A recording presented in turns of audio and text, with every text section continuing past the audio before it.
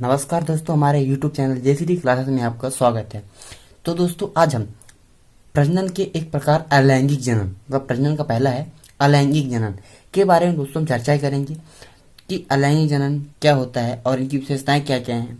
ठीक है, अलैंगिक जनन कितने प्रकार के होते हैं, अब इन पर हम विशेष चर्चा करेंगे। दोस्तों, बता दें आपको कि अगर आप हमारे चैनल पर नए हैं तो चैनल सब्सक्राइब कीजिए, बेल आइकन दबाइए और आपको समय समय पर वीडियो की नोटिफिकेशन ऐसे ही प्राप्त होते रहेंगे और अपनी स्टडी कंटिन्यू रखिए। तो दोस्तों, हम चलते हैं अलैंगिक जनन की ओर। हमारा है पहला है प्रजनन के प्रकार में अलैंगिक जनन। हमने पहली वीडियो में आपको ये बता चुका है। दोस्तों, है हमारा ये ऐसा प्रजनन जिसमें केवल एक जनक भाग लेकर नई संततियों को उत्पन्न करता है। मतलब दोस्तों, एक ऐसा प्रजनन है जिसमें केवल एक जनक, मतलब ओनली एक जनक भाग लेकर नई संतति को उत्पन्न करता है। उससे हम उस प्रक्रिया को हम अलैंगिक जनन कहते हैं। मतलब दोस्तों, एक जनक होता है नर या मादा, वह अकेले ही नई संतति को उत्पन्न कर सकता है। ठीक है, जैसे उदाहरण होते हैं कवक हैं, शैवाल हैं और आदि। ठीक है, ये पौधे होते हैं, जो जंतु होते हैं जो अपने ही समान एक नया संतान पैदा कर लेते हैं। दोस्तों, हम अलैंगिक जनन की विशेषता के बारे में हम देख लेते हैं। ये एक अलग से क्वेश्चन ही आता है दोस्तों कि अलैंगिक जनन की कोई 4 विशेषता बताइए, अलैंगिक जनन की कोई 2 विशेषता बताइए। ठीक है, जनन और प्रजनन में कंफ्यूजन नहीं हो, वही चीज है। ठीक है, तो हम विशेषता के बारे में चर्चा करते हैं।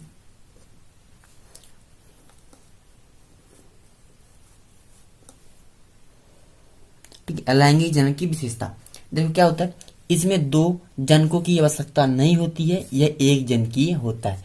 ठीक है, हम परिभाषा में देख लिए कि एक जनक भाग लेकर नई संतति उत्पन्न करता है। मतलब इसमें क्या होता है, 2 जनकों की आवश्यकता नहीं होती, मतलब एक जनक एक जनकीय होता है, एक जनक ही इसमें शामिल होता है इसमें प्रजनन में। ठीक है, और दूसरा है हमारा केवल विभाजन समसूत्री होता है। मतलब इसमें समसूत्री विभाजन होता है, इसके दौरान वह एक नया संतान उत्पन्न करता है। ठीक है, जो प्रजनन के दौरान होता है, जो एक जन की होता है और एक जन की होने के कारण, ये समसूत्री विभाजन के कारण एक नया संतान उत्पन्न करता है। ठीक है, और हमारा तीसरा है नवजात संततियों और आनुवांशिक रूप में समान होता है। मतलब जो नवजात नया जीव या नया संतान जो होता है, ठीक है, वो आनुवांशिक रूप से जनक के ही समान होता है। मतलब कोई परिवर्तन उसमें नहीं होती है, जैसे जनक होता है उसी के समान ही उसका नया संतान होता है। मतलब संतानों में कोई परिवर्तन नहीं होती है, आनुवांशिक गुण उसके परिवर्तन नहीं होते हैं नए संतान के। ठीक है, और अपना चौथा है इस प्रजनन में प्रत्येक जनक की कायिक कोशिका, मतलब बाहरी कोशिका भाग लेती है, अतः इसे कायिक प्रजनन भी कहते हैं। देखो सिंपल है, इस प्रजनन में प्रत्येक जनक की कायिक कोशिका भाग लेती है। मतलब कायिक भाग होता है मतलब शरीर का बाहरी भाग। ठीक है, मतलब जनक का बाहरी भाग। ठीक है, इसमें कायिक कोशिका का मतलब बाहरी भाग लेती है। जैसे एक पौधा अदरक ले लीजिए आप, सिंपल है, उसमें धीरे धीरे आप उसको नमी की जगह पे रख दीजिए तो उसमें धीरे धीरे बाहरी भाग में कलिका निकलना प्रारंभ कर देगी। ठीक है, और वह कलिका एक नए संतान के रूप में तैयार होती है दोस्तों। ठीक है, इसे ही सारी प्रक्रिया को कायिक प्रजनन की विधि भी कहते हैं। दोस्तों, हम अलैंगिक जनन के प्रकार के बारे में चर्चा कर लेते हैं कि अलैंगिक जनन का प्रकार क्या क्या है, कितनी प्रकार की अलैंगिक जनन होती है। तो देख लेते हैं हम।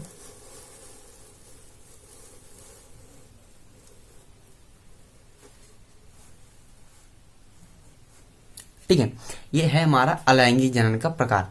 ठीक दोस्तों, पहला है हमारा विखंडन, दूसरा है मुकुलन और तीसरा है प्लाज्मोटोमी और चौथा है गेम्यूला और पांचवा है पुनरुद्भवन और छठवां है बीजाणु निर्माण। और ये दोस्तों जो विखंडन है वो 2 प्रकार से होता है, एक तो 2 विखंडन होता है, दूसरा बहुविखंडन। मतलब अलैंगिक जनन के 6 प्रकार होते हैं और विखंडन पहला है उसका, जो उसके पास 2 प्रकार से विखंडन, एक तो द्विविखंडन एक तो बहुविखंडन। ठीक है, तो हम इनमें क्रमशः एक एक करके विधिवत रूप से हम इनको पढ़ते हैं दोस्तों। तो चलते हैं हम, पहला है विखंडन की ओर। ठीक दोस्तों, हम पहले में आए विखंडन। विखंडन क्या होता है, देखिए, इस विधि द्वारा अलैंगिक प्रजनन एक कोशिकीय जीवों में होता है। मतलब ये विखंडन है, एक कोशिकीय जीवों में होता है और ये अलैंगिक प्रजनन का है। ठीक है, इस विधि में एक कोशिका या अधिक टुकड़ों में विभाजित हो जाती है। मतलब जो जनक होता है वो एक कोशिका में या अधिक कोशिकाओं में विभाजित हो जाती है, जो प्रत्येक खंड से एक नया जीव या एक नया कोशिका तैयार होते हैं, बन जाती है। सिंपल है, विखंडन विधि है। इस विधि द्वारा एक अलैंगिक जनन की प्रक्रिया है। ठीक है, आपको तो पता है कि अलैंगिक जनन का ये एक पार्ट है। ठीक है, ये एक कोश की जीव में होता है। ठीक है, ये भी आपको पता है। और इस विधि में एक कोश का या जनक होता है, एक कोश का या अधिक टुकड़ों में, मतलब अधिक कोशिकाओं में विभाजित होता है, मतलब टूट जाता है। ठीक है, इसे प्रत्येक खंड में एक नया जीव या एक नया कोशिका बन जाता है। ठीक है, जैसे आप उदाहरण के लिए देख लीजिए अमीबा का पौधा। ठीक है, आप अमीबा देख लीजिए। जो अमीबा है पहले एक था। ठीक है, एक जनक था ये। ठीक, ये दोस्तों क्या था? जनक। ठीक है, जनक के केंद्रक है और ये अमीबा का पौधा है दोस्त। फिर क्या हुआ? अमीबा का विखंडन हुआ। ठीक है, तो ये दो कोशिकाओं में बट गया धीरे धीरे। ठीक है, फिर ये पूर्ण रूप से दो कोशिकाओं में बढ़ गया। एक नया संतान बना ये, एक नया संतान ये बना। ठीक, मतलब ये अमीबा को आप देख सकते हैं ना कि पहले एक था, एक कोश की था। ठीक है, फिर वह दो कोशिकाओं या अधिक कोशिकाओं में टूटता है, मतलब दो कोशिकाओं में टूटा धीरे धीरे और एक दो नया अमीबा तैयार हुए। दोस्तों धन्यवाद। अब हम चलते हैं अलैंगिक जनन की दूसरा पार्ट, मुकुलन। ठीक,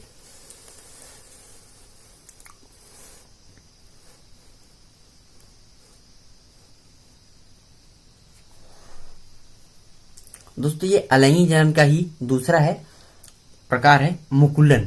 एक मुकुलन विधि से भी प्रजनन क्रिया होती है ना। तो हम इसको देखते हैं मुकुलन विधि से कैसी प्रजनन क्रिया होती है। ठीक है, इसमें जीव के शरीर से पहले एक मुकुलन निकलती है। ठीक है, हम चित्र के माध्यम से आपको समझा चलते हैं।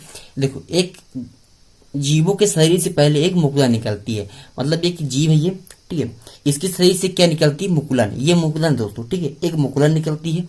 फिर क्या, जो धीरे धीरे वृद्धि करके एक जनक के समान होकर एक नए जीव का निर्माण करती है। तो धीरे धीरे वृद्धि करती है, मतलब बढ़ा, थोड़ी और बढ़ी। ठीक है, धीरे धीरे वृद्धि करती है। ठीक है, और वह शरीर से एक अलग होकर एक नया जीव का निर्माण करती है।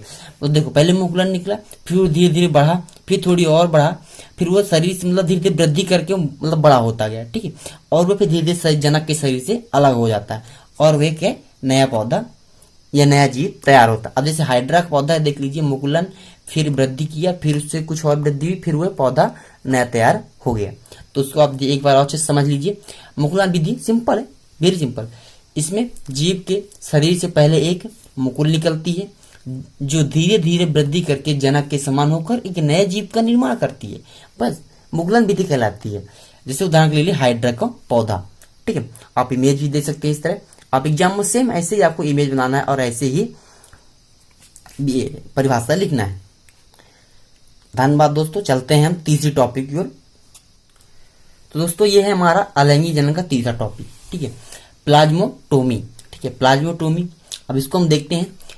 यह इसमें बहुकेंद्रीय नाभिक दो या दो से अधिक भागों में टूटकर जीवों को उत्पन्न करता है। ठीक है, मतलब एक बहुकेंद्रीय नाभिक होता है। जैसे अमीबा होता है, एक केंद्रीय नाभिक होता है। ठीक है, लेकिन एक ऐसे ही प्रकार जो पॉलीमिक्सा होता है वो बहुकेंद्रीय नाभिक उसमें होता है। ठीक है, तो अधिक भागों में टूटकर जीवों को उत्पन्न करता है। यह बहुकेंद्रीय जीवों को उत्पन्न करता है। यह प्रजनन एक कोश की जीवों में देखने को मिलता है। ठीक है दोस्तों, ये प्रजनन होता है एक कोश की जीवों में, लेकिन उसके नाभिक होते हैं जो बहुत केंद्रीय होते हैं, बहुत केंद्रीय नाभिक होते हैं। ठीक है, दो या दो से अधिक भागों में टूटकर। जैसे अमीबा को आपने देखा है। ठीक है, अमीबा की सेम समान कंडीशन इसकी होती है। जैसे एक ठोस का उदाहरण के लिए हम इसका जीव ले लेते हैं, ओपोलाइन। ओपोलाइन जो होता है बहुत केंद्रीय नाभिक होता है उसमें। ठीक है, और वह दो या दो से अधिक भागों में टूटता है। ठीक है, और एक अपने ही समान बहुत केंद्रीय मतलब बहुकेंद्र वाला जीव को उत्पन्न करता है। ठीक है, यह प्रजनन एक कोश की जीवों में ही होता है। ठीक है, उदाहरण के लिए होता है ओपोलाइन और पॉलीमिक्सा, दोनों जीव में ऐसी होते हैं।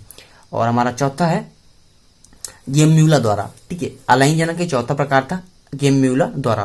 तो इस प्रकार के अलैंगिक जनन में जनन एक विशेष प्रकार की गोलाकार कोशिकाओं से समूह द्वारा होता है। इसे गेम्यूला कहते हैं। देखो एक बार समझो इसको। इस प्रकार के अलैंगिक जनन में जनन एक विशेष प्रकार की गोलाकार कोशिकाओं के समूह द्वारा होता है। ठीक है, देखो क्या होता है, इस प्रकार के अलैंगिक जनन जो होते हैं एक विशेष प्रकार का जीव के अंदर एक विशेष प्रकार की कोशिका जो होती है एक विशेष प्रकार का गोलाकार बना लेती है। ठीक है, इस गोलाकार को हम क्या बोलते हैं, गेम्यूला या गोला। ठीक है, आप सिंपल गेम्यूला से गोला समझ सकते हैं।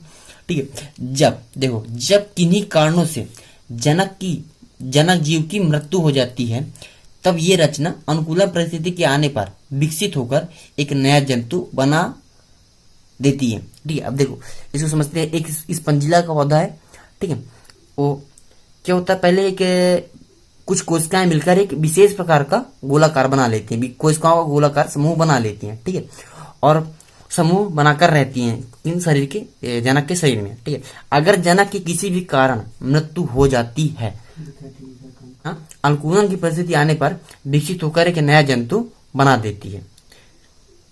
स्पंजिला का पौधा है, अब सेम इसी तरह कंडीशन का होता है। अपना 5वां पॉइंट है अलैंगिक जनन का पुनरुद्ध भवन, मतलब पुनः निर्माण। ठीक, अब हम चलते हैं पुनरुद्ध भवन द्वारा, मतलब कुछ जंतुओं में खोए हुए या नष्ट हुए अंग को पुनः बनाने की प्रक्रिया, ये पुनः निर्माण करने की प्रक्रिया को पुनरुद्ध भवन कहलाती है। ठीक है, सिंपल है। कुछ जीवों में खोए हुए अंग, जैसे उनका अंग किसी कारणवश कट गया या नष्ट हो गया, तो उन अंगों को बनाने की प्रक्रिया को हम पुनरुद्ध भवन कहते हैं, ये पुनर्निर्माण विधि भी कहते हैं। ठीक है, तो एक उदाहरण के लिए हाइड्रा का पौधा ले लीजिए और स्टारफिश छिपकली। आप छिपकली को देख लीजिए, अगर आप उसकी पूंछ कट गई है तो धीरे धीरे वो 1 हफ्ते या 10 दिन में वो एक फिर से नई पूंछ के समान तैयार कर लेगी। अलैंगिक जनन का 6वां प्रकार है बीजाणुओं के द्वारा। बीजाणुओं के द्वारा प्रजनन कैसे होती है? ठीक है, तो बीजाणु अति सूक्ष्म या एक कोश की पतली भित्ति वाली संरचना में होती है। क्या है, बीजाणु अति सूक्ष्म होता है और एक कोश की पतली भित्ति वाली संरचना होती है, जो एक ही अंकुरित नए पौधे को जन्म देते हैं। बीजाणु में जन्म 4 प्रकार से होता है, चल, अचल और कोंडिया या ओइडिया। ठीक, बीजाणुओं द्वारा ये जनन होता है। तो क्या है, बीजाणु क्या है, अति सूक्ष्म होता है और एक कोश की ये पतली भित्ति वाली संरचना में होती है, अंकुरित होकर एक नए पौधे को जन्म देती है। क्या होता है कि पतली भित्ति वाली संरचना होती है और एक कोश की होती है और एक अति सूक्ष्म होती है, जो हम नग्न आंखों से नहीं देख सकते। तो क्या होता है, इसमें प्रजनन की क्रिया 4 प्रकार से होती है।